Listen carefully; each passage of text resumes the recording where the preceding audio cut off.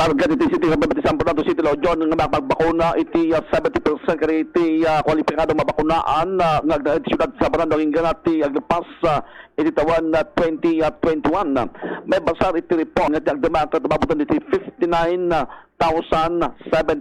dagiti nabakunaan kat dito manahunan pa dagiti masungad nga daw kabatan ti nagtutuloy nga panagbakunaan iti siyudad ti San Fernando. Iti nadakamat nga bilang kat maripod pa'y narugyan iti panagbakuna aging gana iti agdaba maripod kadagiti nadumaduma nga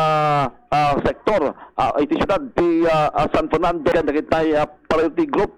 maripod ti A1 naging gana iti A5 kan manan to padatuyan nakaragitay agtawan ti 98 nga agpato nga saan nakaramang karitay priority group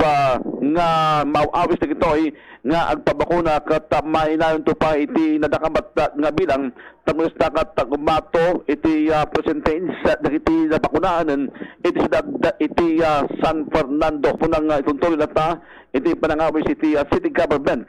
alang iti sanpay nga nabakunaan nga agpabakuna da iti kabitan nga panawin tapos nakat malikda iti panakapiktar da iti virus iti COVID-19. Iti ni Bombod Daniel Sabal para sa Bansang Radyo ng Pilipinas at consistent number 1 sa La Union. Basta Radyo, Mumo.